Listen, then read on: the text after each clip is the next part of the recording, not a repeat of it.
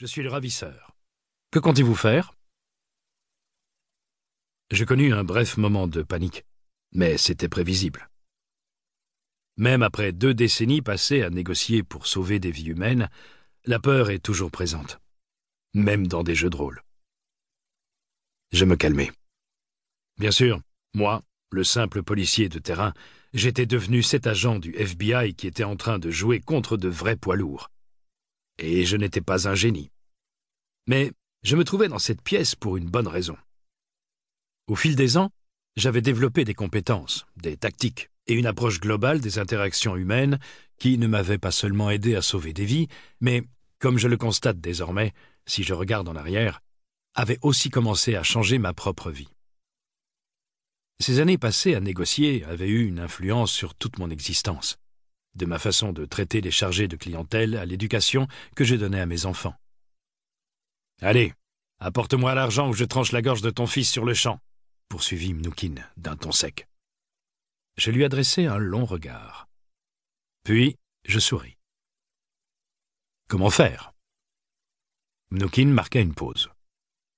Son visage affichait une expression de pitié amusée, comme un chien qui verrait le chat qu'il chassait faire demi-tour pour essayer de le poursuivre à son tour. C'était comme si nous jouions à 2 jeux différents, aux règles différentes. Mnoukin se reprit et me fixa, les sourcils froncés, comme pour me rappeler que la partie continuait.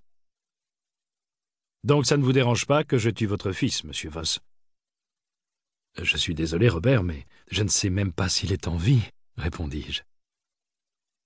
J'utilisai une formule d'excuse et son prénom, introduisant un ton chaleureux dans la conversation afin de compliquer ses manœuvres d'intimidation. « Je suis vraiment désolé, » répétai-je. « Mais comment pourrais-je vous apporter de l'argent, surtout $1 million, alors que je ne sais même pas s'il est en vie ?» Qu'un homme aussi brillant soit ébranlé par de telles inepties, ça valait vraiment le coup d'œil. Mais en vérité, mon discours était tout sauf idiot.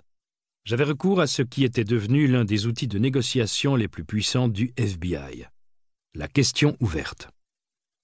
Après quelques années passées à faire évoluer cette tactique pour le secteur privé dans le cadre de mon cabinet de conseil, le Black Swan Group, nous l'appelons désormais la tactique des questions calibrées.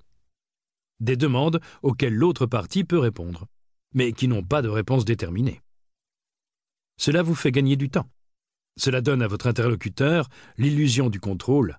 Après tout, c'est lui qui possède les réponses et le pouvoir, sans jamais soupçonner les limites que lui imposent ces questions. Comme on pouvait s'y attendre, Mnoukin commença à bredouiller, parce que le cadre de la conversation avait dévié. Désormais, il ne s'agissait plus de savoir comment j'allais répondre à la menace sur la vie de mon fils, mais de déterminer comment le professeur pouvait gérer les problèmes logistiques impliqués par la recherche d'argent. Comment il pouvait résoudre mes problèmes? En réponse à chaque menace et à chaque exigence qu'il formulait, je continuais à lui demander comment j'étais censé le payer et comment je pouvais être sûr que mon fils était en vie. Au bout de quelques minutes, Gabriella intervint. « Ne le laisse pas jouer à ça avec toi, » dit-elle à Mnoukin. « Ok, alors maintenant c'est toi qui essaies, » dit-il, jetant l'éponge. Bloom fonça. Elle avait été endurcie par ses années passées au Moyen-Orient. Mais elle pratiquait quand même la tactique du bulldozer. Et tout ce qu'elle obtint en retour, ce furent encore et toujours les mêmes questions. Mnoukin revint dans la conversation, mais n'en tira rien non plus. Il rougit. La frustration se lisait sur son visage. Je devinais que l'irritation l'empêchait de penser clairement. « Ok, Bob, on va s'arrêter là, » lui dis-je, le tirant d'affaire. Il acquiesça. Mon fils était sauvé.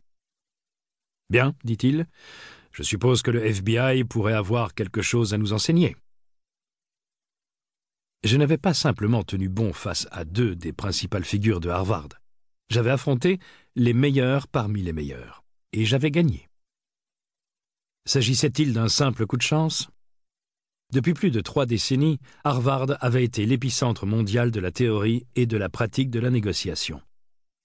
Moi, tout ce que je savais des techniques que l'on utilisait au sein du FBI, c'est qu'elles fonctionnaient.